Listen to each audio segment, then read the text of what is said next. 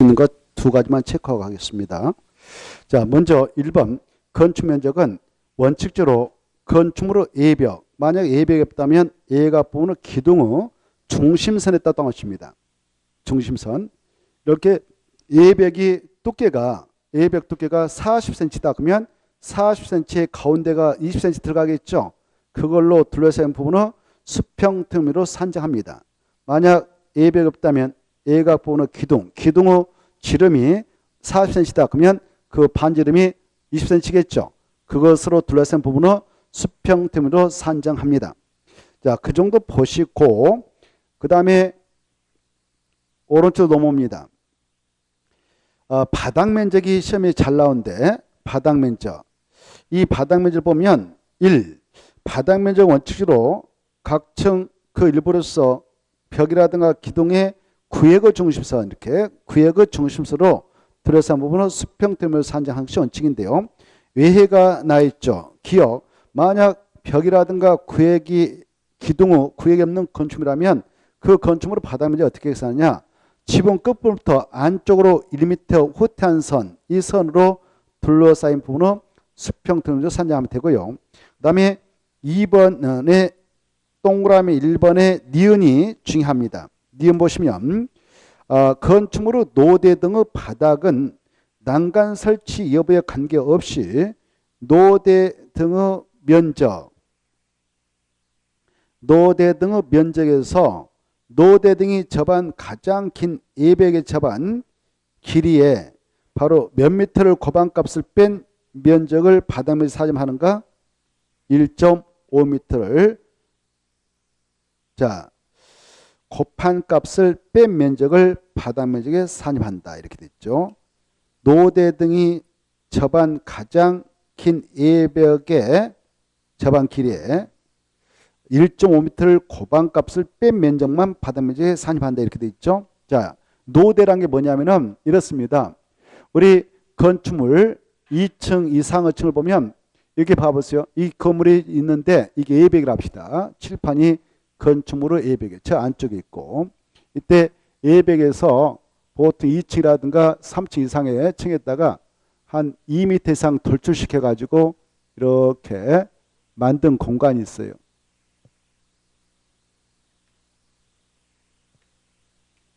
지금 이게 A벽입니다. A벽. A벽인데 A벽에서 한 이렇게 2m 정도 돌출시켰어요. 뺐단 말이에요. 뺐어. 빼가지고 이렇게 설치해서 여기에다가 뭐 에어컨도 설치하기도 하고, 우리가 나가서 여기다 출입문 만들었다면 출입문 이렇게 나가도록 출입문 만들어 나가서 바람도 쐬고 그러잖아요. 이걸 뭐라고 한다고요? 노대라고. 노대.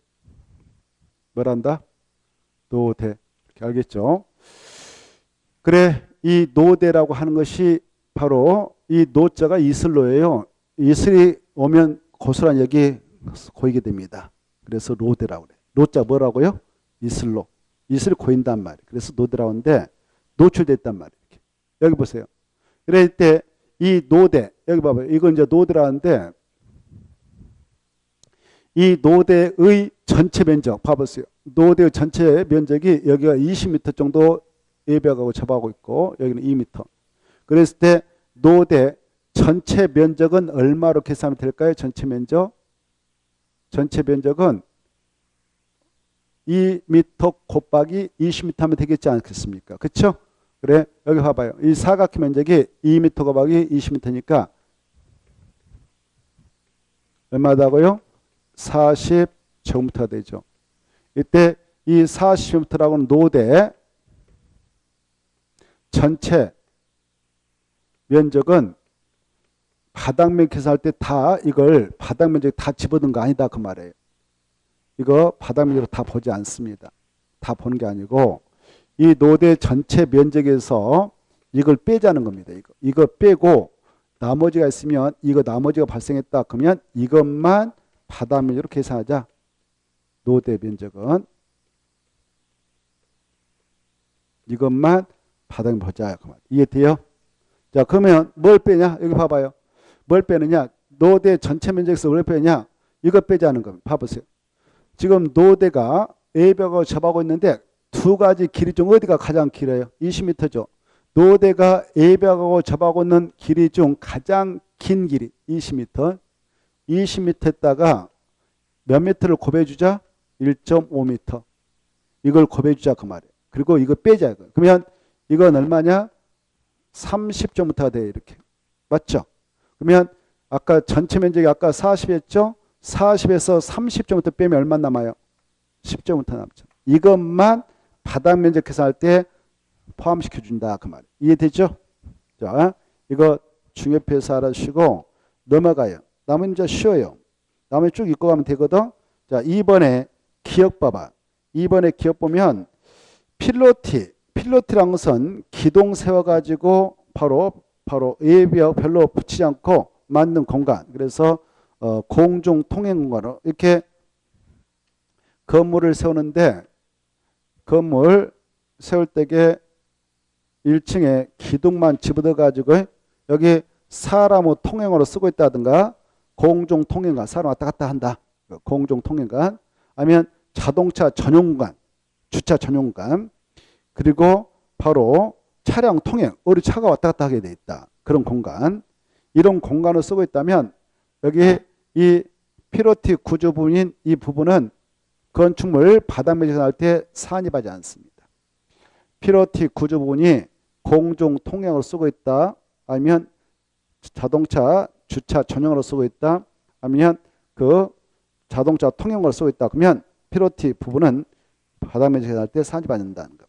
두 번째, 이 필로티 부분이 또 공동택에 설치되어 있다. 그러면 공동택, 아파트 연립 뭐 다세대 이런데 1층에 바로 필로티 구조물 설치되었다면 그 부분은 바닥 면적 계산할 때 또 산입하지 않습니다. 그 다음에 니은 승강기탑 우리 옥상 보면 승강기탑, 계단탑, 장식탑 이런 거 만들어 놓거든요. 그것들이 차지할 면적도 바닥 면적 계산할 때 산입하지 않습니다. 니은 보면 마지막에 바닥 면적 산입하지 않는다. 418페이지 보고 계시죠? 418페이지 니은 승강기탑도 마지막 바닥 면적 산입하지 않는다. 니은 계단탑도 장식탑도 역시 바닥 면적 산입하지 않는다. 특히 다락이 중요해요. 다락의 층고가 층 높이인데요. 1.5m 경사진 형태의 지붕은 1.8m 이하인 것은 마지막에 바닥 면적 계산할 때 산입하지 않는다. 이거 아주 중요하니까 중요표 나요. 자, 이거 보세요. 이 건축물이 이렇게 건축되어 있는데요. 여기 보니까 다락이 설치되어 있어요. 이렇게. 다락이 있고요. 다락의 면적이 50제곱미터다. 여기 보세요. 다락의 면적 50제곱미터. 그리고 이 층 높이, 층고라고 하는데 다락의 층 높이가 바로 1.5m로 되어 있다. 이렇게. 그리고 이 1층 바닥 면적 100제곱미터이고 2층 바닥 면적도 100, 3층도 100. 이랬을 때 이 건축물을 여기 보세요. 이 건축물의 연면적 얼마냐? 연면적 얼마냐? 그러면은 얼마로 계산해야 되냐? 여기 보세요. 여기 봐봐요. 여기 보시라고. 보고 나서. 여기 봐봐. 연면적 뜻은 하나의 건축물의 각층 바닥 면적 합계라고 그랬죠? 그러면 이거 바닥 면적 아까 100백이라고 했으니까 일단 300은 나왔어. 근데 이 다락의 면적 50m를 바닥 면적으로 보면은 이 건축물 연면적은 350이 되고 바닥 면적으로 보지 않으면 이것은 300으로 끝나는 거예요. 이때 다락의 면적이 바닥 면적이 되느냐 안 되느냐는 층고가 결정나는 거예요. 층고가 결정해요. 층고가 결정하는데 이 다락의 층고가 1.5m 이하밖에 안 된다 그러면 다락의 면적은 바닥 면적으로 보지 않아요. 알겠죠? 이게 평지망 아래에 있을 때 1.5m를 초과했다. 뭐 1.6m다. 1.7m다. 그러면 이 다락의 면적도 바닥 면적으로 봐요. 몇 미터가 기준이 된다고? 1.5m 이 수치 암기해야 돼. 평지붕일 때 그래. 먼저 볼 때게요. 평지붕일 때 이렇게 봐봐. 평지붕일 때는 그렇고 경사지붕일 때는 달라요. 이렇게 이 부분을 경사지붕이라고 하거든. 이렇게 경사지붕이 있는데 여기에 이렇게 다락이 있어. 다락. 여기 봐봐요. 여기 그냥 100점부터 이것도 100점부터 바닥 면적이 1층, 2층, 3층 다 100점부터 돼 있어요. 바닥 면적. 다락이 있어요. 그리고 경사점으로 돼 있어요. 그 안에 다락이 설치돼 있어요.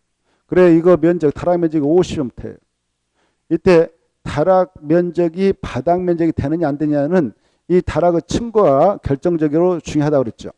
층고가 경사지붕일 때는 1.8m 이하다 그러면은 그때는 다락 면적은 바닥 면을 보지 않아요. 이해되죠? 얼마를 초과할 때만 바닥 면을 보냐? 1.8m 초과할 때. 이 수치 암기해야 돼. 중요해. 자, 그거 중요해 놓고 암기하고 그 다음에 나머지 보면 이 건축물의 외부라든가 내부에 설치한 굴뚝이 차지하는 외부 내부에 따라 충금이 외부가 됐든 내부가 됐든 굴뚝은 바닥 면을 보지 않습니다. 더스트는 쓰레기 투기장입니다. 아파트 복도 쪽에다 만들고 있는 더스트슈 그 과거는 더스트슈트가 만들어졌는데 요즘엔 1층에 쓰레기가 고이면 위생상 안 좋고 전염병 확산돼서 지금 없애버리고 봉쇄해놨습니다만은 설비 덕트는 수도 가스 관들이 통과하는 그 통로를 설비 덕트라고 그래요. 그런 공간은 바닥 면적으로 보지 않습니다. 옥상 동암치고 옥외 동암치고 지하 동암치예요. 옥상 옥외 지하에 설치하는 물탱크, 기름탱크 이런 것들이 차지하는 면적도 바닥 면적에 산입하지 않는다. 근데 옥내에 물탱크가 있다면 그것은 산입합니다. 니은 지금 니은의 내치를 보고 있어요. 그 다음에 디귿 보세요.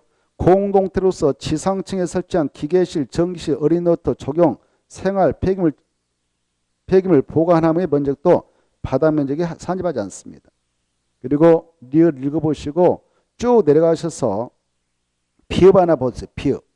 비읍 보시면 건축물을 리모델링하는 경우로서 미관 향상, 열 손실 방지를 위하여 A백에 부가하여 마감재를 설치한 부분이 있다면 이렇게 A백에다 이렇게 마감재를 붙였다면 이것이 차지하는 면적도 바닥 면적에 산입하지 않습니다. 그 다음에 쭉 내려가셔서 키읔을 하나 보세요. 키읔. 매장문화재 보호 조사에 관한 법률에 따른 현지 보존 및 이전 보존을 위하여 매장문화재 보호 및 전시에 전용되는 부분 현지 보존 및 이전 보존을 위하여 매장문화재 보호 및 전시에 전용되는 부분은 바닥 면적에 산입하지 않습니다. 그 다음에 오른쪽 넘으셔서 가로 4번은 꼭 읽어두시고 연면적 아까 했으니까 연면적은 하나의 건축물 각층 바닥 면적 합계라는 거 용적을 산역시 연면적 수준에서는 지주 PP가 있다는 거 지하층 지상 부속 용도의 주차장 마지막 P는 안전구역 또 마지막 대표용화 그따 줄 것이고 지주 PP 제 뭐뭐 제한다? 지주 PP 제 그 다음에 5번 건축 높이는 지표로부터 상단을 높여한다. 이 정도 보시고 넘어갑니다. 넘어가셔서 420페이지 바로 반전 높이 읽어두세요. 반전 높이는 천장 높이로 하는데 방어 바닥면부터 반작가로 한다. 이 정도만. 층고는 꼭 봐두셔야 돼요. 층고는 우리말로 층높이라 하는데요. 이 방어 바닥 구조체 이면부터 2층 바닥 구조체 이면까지 높여한다. 이렇게 봐보세요. 이 건물 주택의 방어 바닥 구조체를 똑같이 치면서 올라가거든요. 이때 이걸 방어 바닥 구조체랍니다.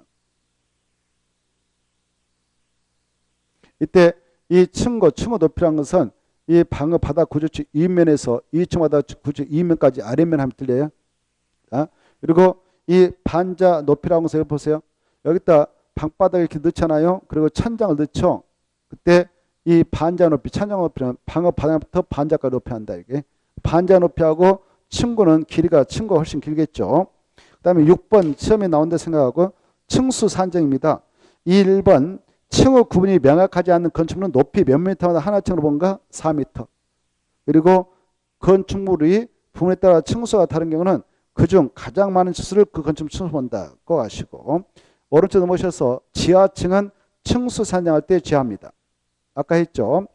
중요해요. 그리고 승강기타, 계단타, 망로, 장기타, 옥타 이런 것들을 옥상부로 하는데 옥상부로서 그 수평 면적 합계가 건축 면적의 8분의 1밖에 안 된다. 그때는 옥상 부분은 층수 계산할 때 산입하지 않지만 주택법상 바로 전용 면적 85제곱미터 이하인 것은 6분의 1도 층수에 산입하지 않습니다.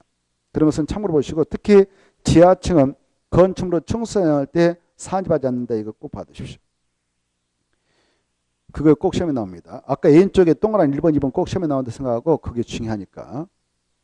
자, 그 다음에 이제 421페이지 건축법의 적용 대상 물건으로서 건축물이 나오죠. 이 건축물의 뜻은 이미 우리가 했으니까 가볍게만 체크하고 넘어가겠어요. 이 건축물은 반드시 토지에 정착해 있는 공작물 중 뭐가 꼭 필수적으로 있어야 하냐? 지붕. 지붕과 기둥, 지붕과 벽, 지붕과 기둥, 벽이 있으면 건축물이 된다. 지하의 고가의 공작물에 설치하는 사무소도 공연장도 점포차고 창고도 건축물이다. 이런 건축물이면 건축법의 적용을 받겠습니다만은 그러나 2번 중요해요. 건축법을 전혀 적용받지 않는 건축물 5개가 있는데 이걸 시험에 나온다 생각하고 꼭 기억하셔야 돼요. 건축법 1쪽부터 끝쪽까지 전혀 적용받지 않습니다. 어떠한 규정도 적용받지 않습니다.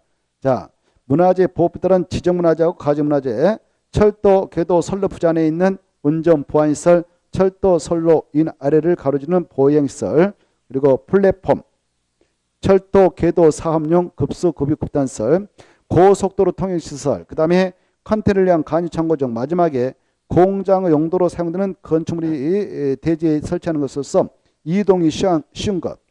그 다음에 하천법들은 하천구역 안에 설치하는 수문조적 이런 것들은 건축법을 전혀 적용받지 않는다. 중요하고 넘어갑니다. 넘어가서 이 공작물, 지붕이 없는 인공을 가해 제작한 시스템의 공작물은 축조할 때 신고해야 할 대상이 있는데요. 신고 대상 관련해서 박스 안에 옹벽과 담장, 강고탑, 강판, 이 태양 에너지를 위한 발전설 이 세 가지는 꼭 알아두십시오. 옹벽과 담장은 몇 미터를 넘을 때 신고해야 되는가? 2m. 옹벽, 담장은 2자니까 2m. 강고탑, 강고판은 3m 아니라 4m를 넘을 때만.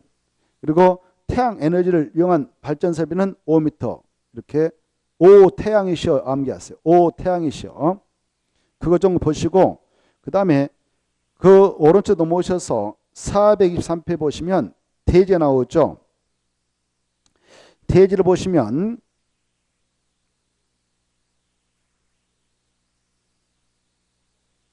대지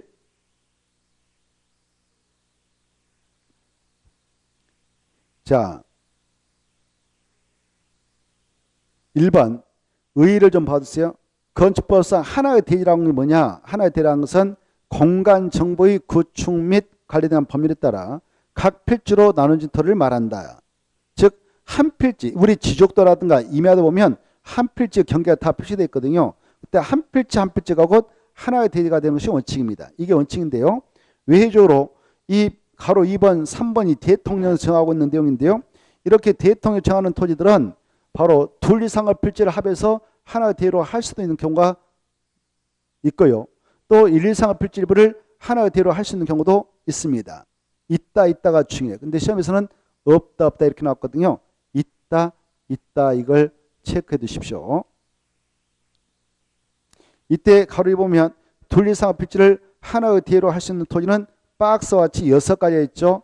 6가지 경우는 바로 2개 이상의 필지를 하나의 대지로 해줄 수 있는 경우예요. 예컨대 이렇습니다. 자,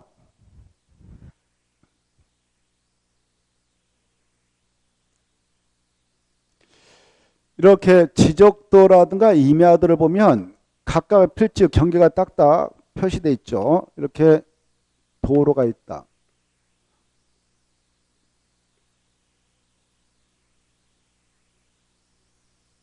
또 이렇게 국어가 있다. 국어.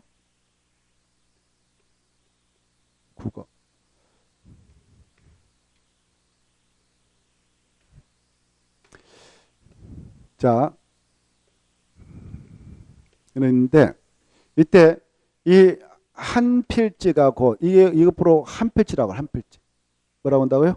한 필지. 그래 이렇게 지적도에 딱 표시되어 있는 이 하나의 땅덩어리를 한 필지 이렇게 하죠. 그래 여기 보세요. 한 필지가 곧 하나의 대지가 되는 것이 원칙이다 그 말. 우리가 건물 칠 때 일반적으로 이렇게 건물 칠 때는 한 필지를 가지고 보통 이 면적 대비 건폐율을 정해서 집치잖아요. 그래서 한 필지가 곧 하나의 대지가 되는 것이 원칙이다. 하나의 대지라는 것은 한 필지를 말한다. 이게 원칙이란 말. 이해돼요? 이게 한 필지를. 그러면 이 면적이 천정부터다 그러면 이 하나의 대지 면적 얼마냐 그러면 천정부터다 그러면 되죠. 근데 건축법상에서는요. 이렇게 한 필지가 곧 하나의 대지로서 인정되는데 외적으로 두 필지를 하나의 대로 인정해 줄 수 있는 경우도 있고 그래요. 근데 자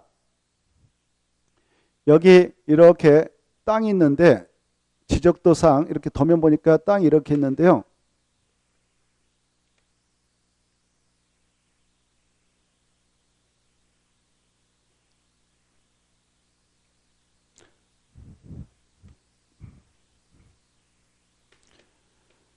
이 땅 보니까 이것도 A 거고 A 거에 보니까 이렇게 A 거, A 거. 땅은 두 필지, 두 필지. 몇 필 있다고요? 두 필지인데 여기다 이렇게 A가 건물을 이렇게 걸쳐서 건축을 하겠다는 겁니다. 이렇게 하겠다면 여기 봐봐요.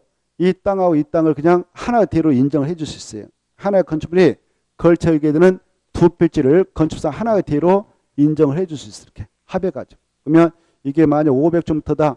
이게 1000제곱미터다. 그러면 하나의 대지 면적은 1500이 되어서 1500 대비 건폐율을 정해서 건축물을 건축할 수 있도록 합니다.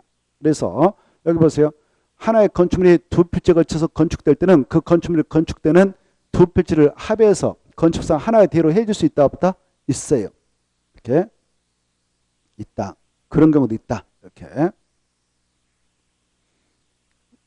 자, 그 내용이 1번에 나옵니다. 하나의 건축물을 두 필지 이상에 걸쳐 건축하는 경우 그 건축물이 건축되는 각 필지의 토지를 합해서 하나의 건축법상 대로 인정을 해줄 수 있고요.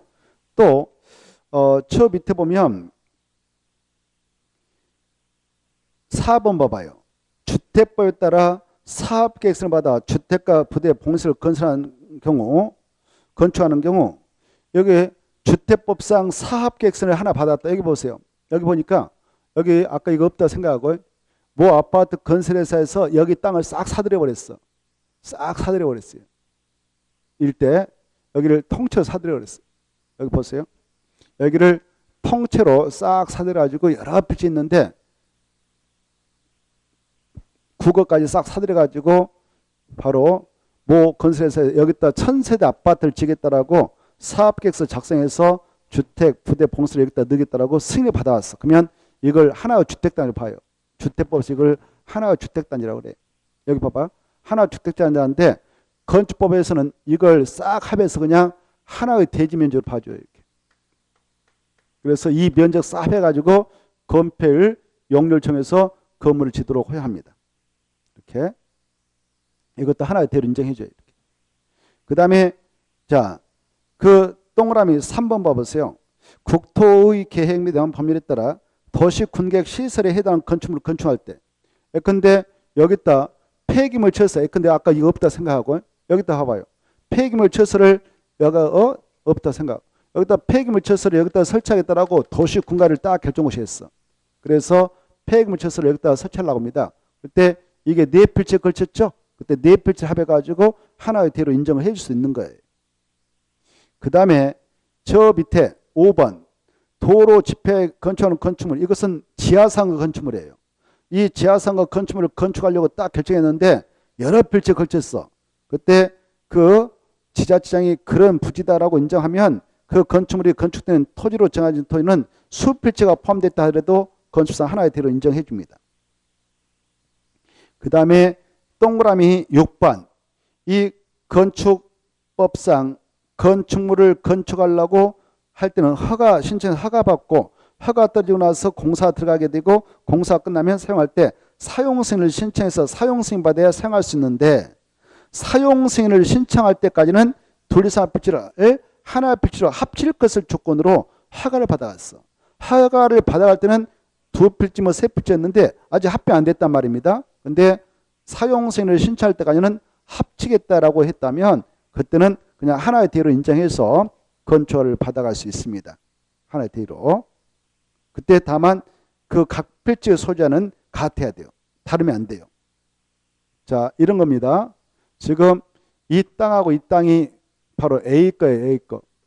A 건데 A가 여기다 이거 1000제곱미터 이거 1500제곱미터인데 아직 건축허가를 신청할 때까지만 해도 두 필지로서 합병 절차는 안 걸쳤어. 그러나 저 건축공사 다 끝나고 나서 두 필지를 합치겠습니다라고 조건 허가 받아갔습니다. 그리고 건축공사에게 다 끝나고 나서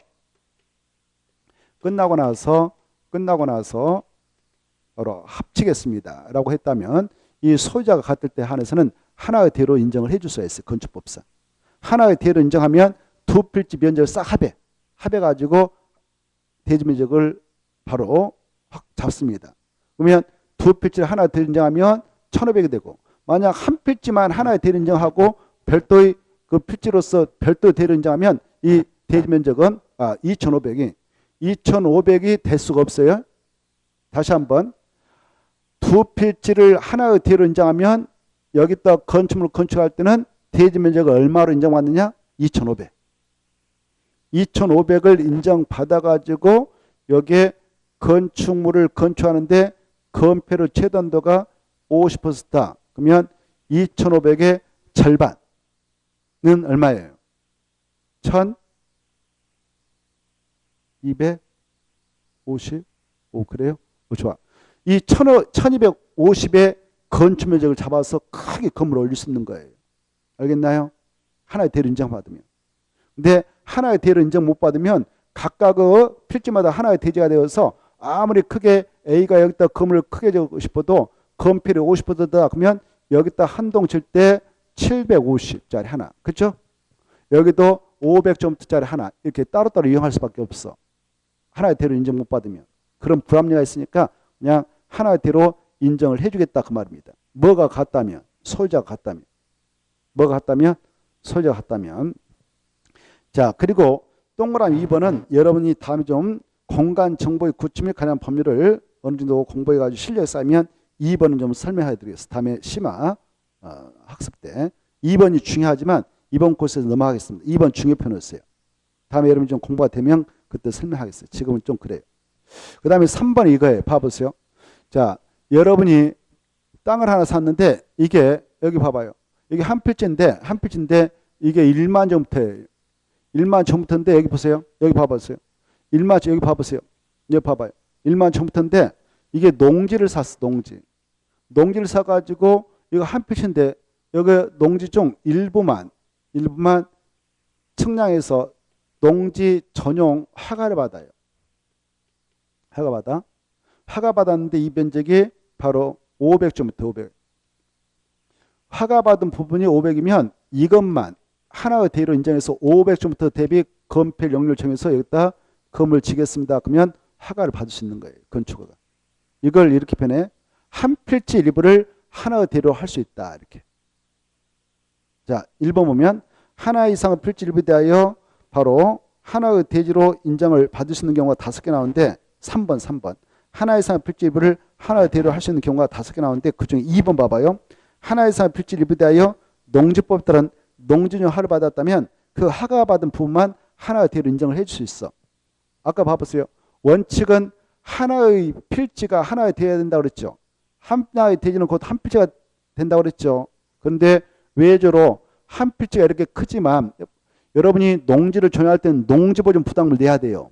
농지보존 부담을 그 제곱미터당 개별 공시가 30% 내야 돼. 1제곱미터가 개별 공시 지가 10만이다. 그러면 10만 원에 3만 원을 내야 돼요. 30%가 그거거든.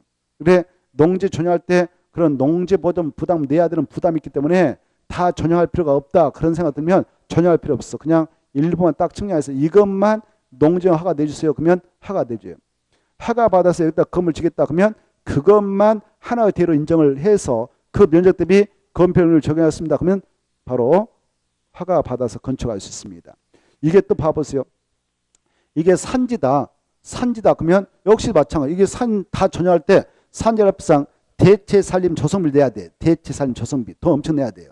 그래서 그 돈 내기도 복잡하고 그러니까 다 전용할 필요 없다. 산 봐봐요. 이러면 산 하나 사가지고 산 입구했다. 이 산을 관리하기 위한 관리사무소 하나 만들려고 한다. 그때는 그것만 측량해가지고 여기다 좀 산지 허가 좀 내주세요. 그러면 허가 내줘요. 그래서 허가 받았던 부분이 500이다. 그러면 500만 하나의 대로 인정을 받을 수가 있다. 그 말입니다. 이해돼요? 또 이것도 봐봐요. 예컨대 여러분이 농지를 샀어. 여기 봐보세요. 농지인데 여기 봐봐요. 농지인데 두 필지 농지 샀어. 여기 전이고 답이에요. 면적은 다 합해서 1만 제곱미터예요. 근데 여러분이 여기다 건물을 지려고 할 때에 이 정도 500을 잡았는데 두 필지를 쳤어. 두 필지를 쳐가지고 일부만 농정 허가받았다 그러면 이것도 하나의 대로 인정을 받을 수 있는 거예요.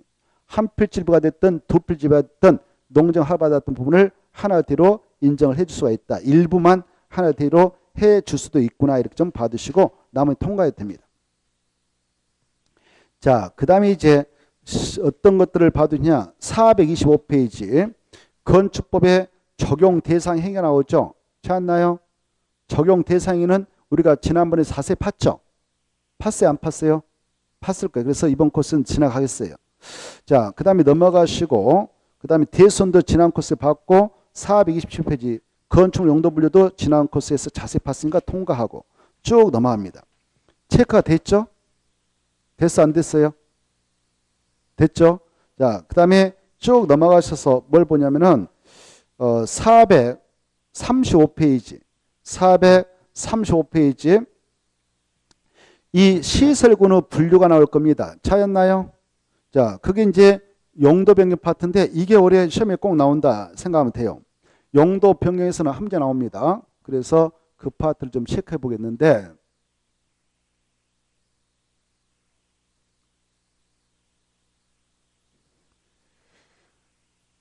자, 435페이지 표 위에 있죠. 시설군 세부용도 그 위에다가 한 말 써놓으세요. 그 표는 건축물 용도 변경 시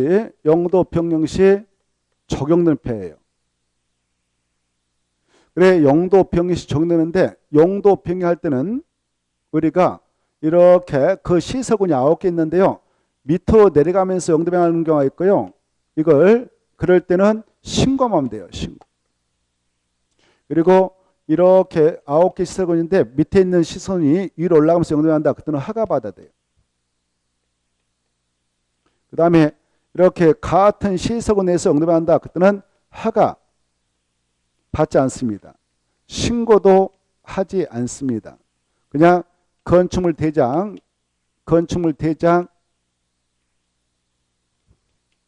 기계상 변경 신청만 하면 돼요.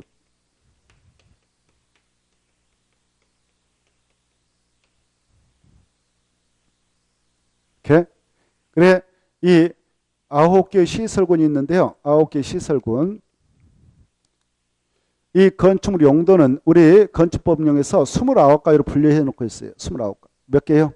29가지. 그 유사한 건축물이 있는데 건축물의 유사한 성질을 가지고 있는 것들 또 구조 이상한 그 유사한 이용 목적 형태별로 묶어서 분류하고 있는데요. 29가지로 분류하고 있습니다. 29가지 용도의 그 시설관에서 그 시설에 내재하고 있는 위험성의 정도가 같은 것들을 추려서 다시 9가지 시설군으로 분류하고 있어요. 군자, 무리군자거든요.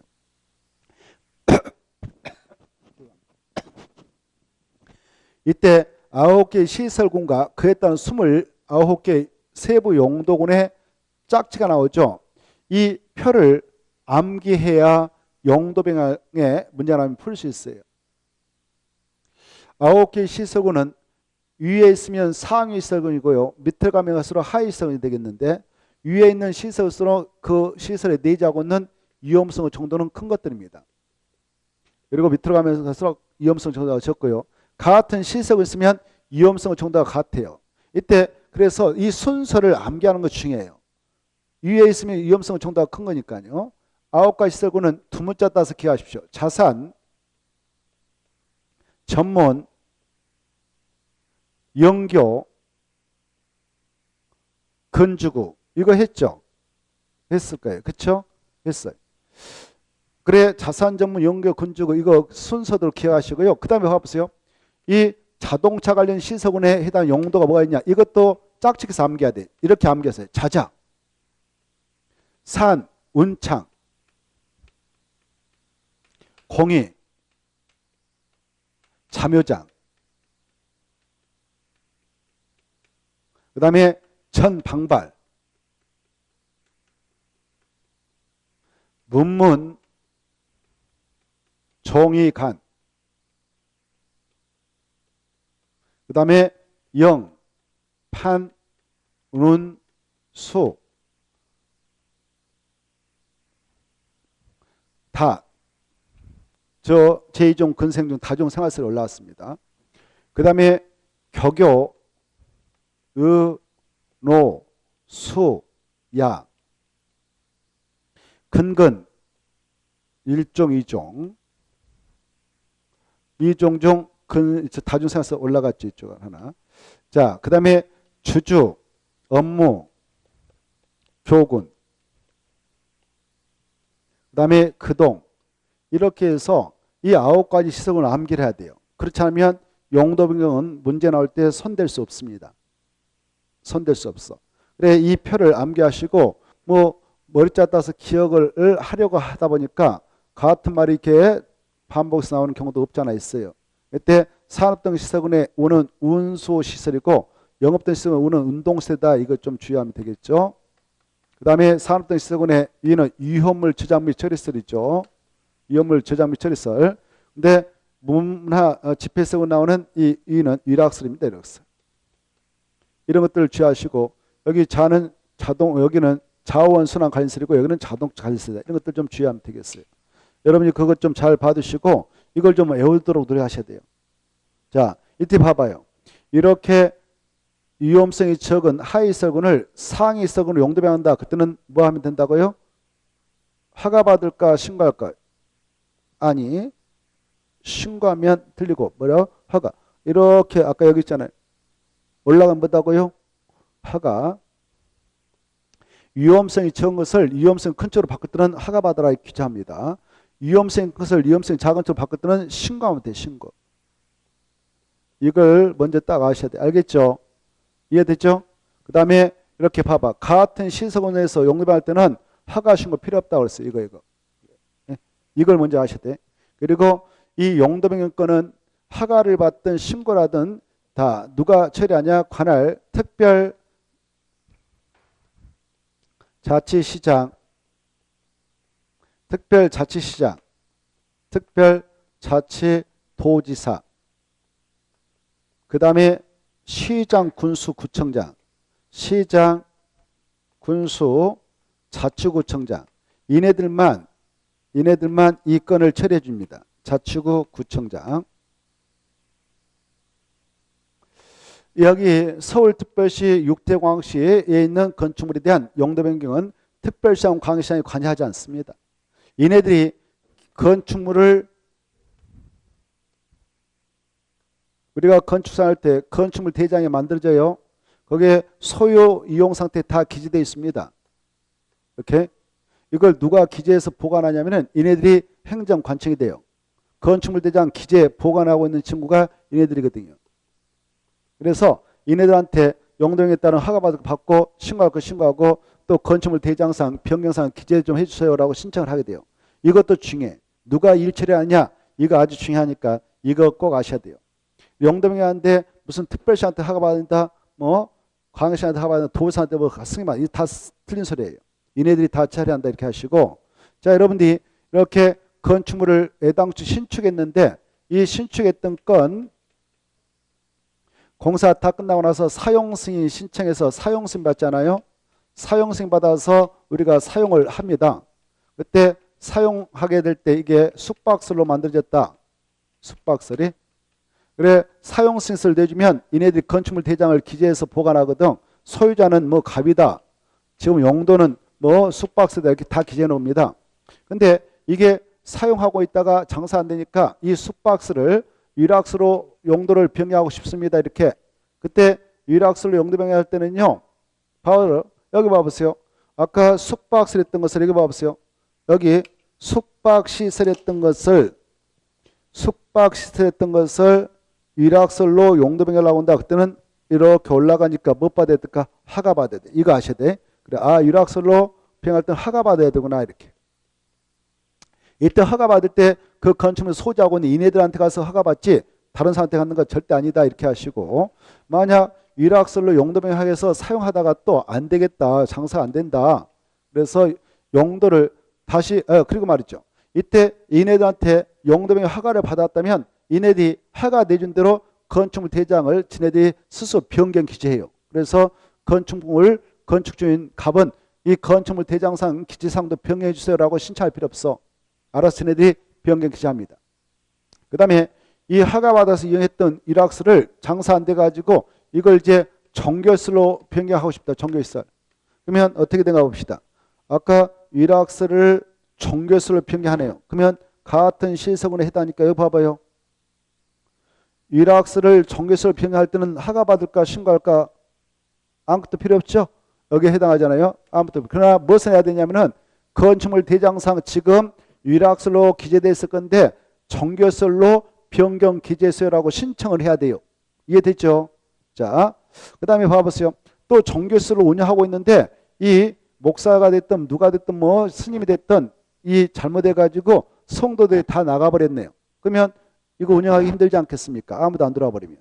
그래서 정교시설을 다시 이걸로 바꾸려고 합니다.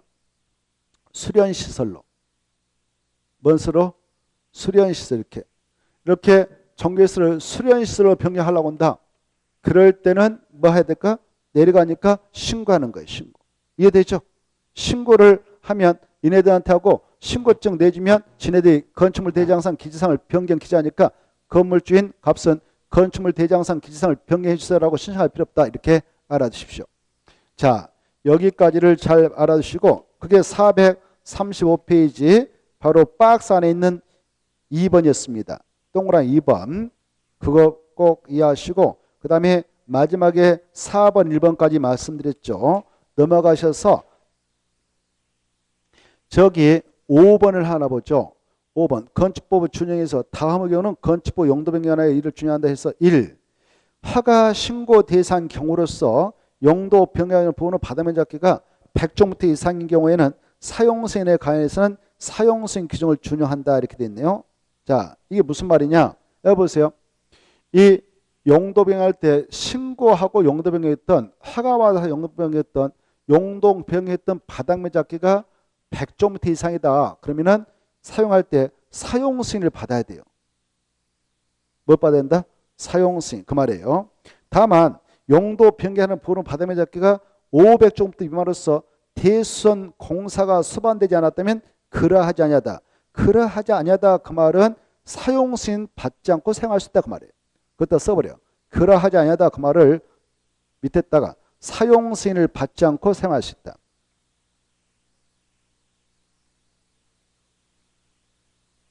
그러하지 아니하다 그 말은 무슨 말하고 같다고요? 사용승인을 받지 않고 사용할 수 있다. 무슨 말이냐 봐보세요. 여기 아까 조금 전에 그랬잖아요. 여기 봐봐요.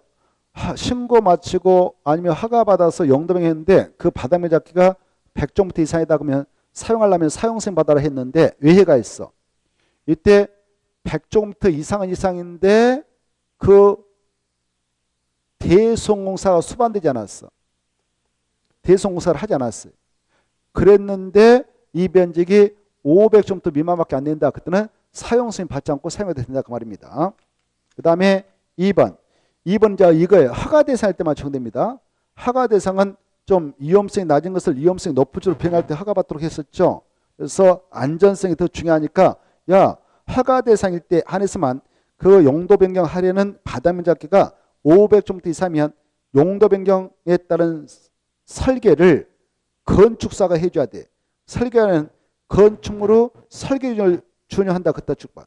건축물로 설계 규정을 준용한다. 그따 축시고 건축사가 설계해야 된다 그랬잖아요. 건축사가 설계를 해야 한다.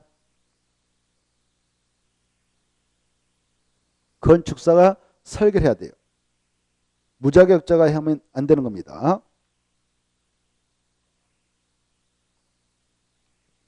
자, 그 다음에 가로 6번에 1번 하나 읽어두세요. 가로 6번에 1번 보면 건축주는 건축물 용도를 복수로 하는, 여기 보세요. 여기 건물이 하나 있는데 여기다 1층은 전체를 1종 근린생활서 넣겠습니다. 2층은 뭐 교육시설로 넣겠습니다. 이렇게 용도 두 개성을 복합적으로 쓰겠다라고 신청을 할 수 있어. 건축주는 건축 용도를 복수로 하여 건축하라든가 건축시설하다 용도 변경 이런 것들을 신청할 수 있다. 이렇게 하나의 건축물에다 그렇게 복수 용도로 쓰겠다라고 신청할 수 있습니다. 오른쪽도 보시면 자, 그 437페이지 2번 도로 예정지 나와 있죠. 도로 예정지. 자, 우리가 이 땅을 가지고 있는데 그 땅에다가 지금 행정관청에서 국토교통부장부 시도사 대도시장이 도시군가로 입안해 가지고 여기 기반세인 도로 만들 땅이다라고 결정했습니다. 그러면 그걸 도로 예정지라 하잖아요. 도로 예정지에 아직 공사가 진행되지 않는 상태라면 여러분 땅 주인일 때 무엇을 설치할 수 있냐? 거기다도 건축물을 건축할 수 있어요. 공작물을 설치할 수 있어요. 못 받아서 허가 받으면. 그것도 써놔요. 마지막 썼죠. 도시 군객 시설로 예정된 도로 예정지에도 건축물이나 공작물을 설치할 수 있다. 이렇게 돼 있죠. 있는데 못 받으면 된다고요? 허가 받으면. 있다가 중요해. 근데 시험에서 없다 이렇게 나왔거든. 있다. 있는데 못 받으면 된다고요? 허가.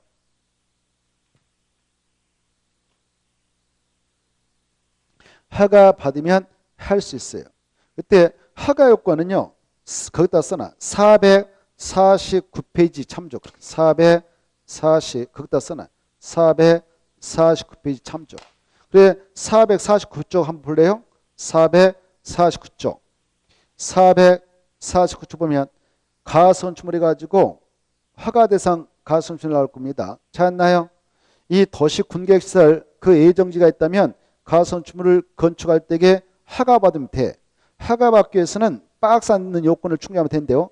4층 이상이면 안 돼. 거기 보면 다시 한번 봐봐. 특 시장수 구청장은 해당 가설 건축이 다음 어느 하나에 해당하는 경우가 아니면 허가를 내주라. 해당하면 허가 내지 말고 해당하지 않으면 허가 내주라 이렇게 됐거든. 4층 이상이면 허가 내주지 마라. 그 말은 4층 이해 미만일 때만 내주라. 3층 이하만 내주는 거예요. 3층 이하. 몇 층 이하만 된다고요? 3층 이하. 그리고 동그라미 3번 구조라든가 전치기간 설치 목적 다른 시설 설치 필요성에 관하여 다음의 기준을 범위해서 조례가 정하는 바에 따르지 아니하면 허가 내지 말고 따르면 내주라. 어떻게 하면 되냐? 1. 철근 콘크리트 철근 콘크리트가 아닐 것. 그러면 허가 내줘요. 전치기간은 3년이니까 이게 중요해. 전치기간은 3년이는데 그 사업이 시행될까는 연장받을 수 있고 그리고 전기, 수도, 가스 같은 새로운 간선 공급설비 설치하지 않을 것. 공농택, 판매설, 운수를 이런 걸 만들지 말고 분양 목적으로 하지 말 것. 그러면 허가 내주겠다 이겁니다. 이 중에서 중요한 것은 3층 하면 된다. 허가 받아야 된다. 전치기간은 원칙 3년인데 그 시설 사업이 시행될까는 연장할 수 있다. 이 정도는 좀 봐두세요. 그리고 이 전치기간을 연장할 수도 있습니다. 넘어가 보세요. 넘어가서 보면 전치기간을 연장할 수 있는데 451페이지 보면 바로 가선천으로 전치기간 연장해서 연장 통지를 해줘야 너 연장하고 싶으면 연장해라라고 그 허가됐던 턱 시장수 구청장이 전치기간 만료 30분 가지고 그 가선천 건축에 알려줍니다. 그러면 연장하고 싶으면 가로 2번을 건너가서 동그라미 1번 박스 안에 허가대상 건축물은 전치기간 만료 14일 전까지 연장 허가 신청서 내면 계속 연장해서 사용할 수 있어요. 언제? 그 사업이 시행될까지. 이 정도 보시고 다시 앞으로 가셔서 438페이지 438페이지 보면 건축물의 건축 절차가 나와 있죠. 찾았나요? 이 건축물의 건축 절차는 잠시 쉬었다가 쭉 살펴보도록 하겠습니다. 쉬었다 하죠.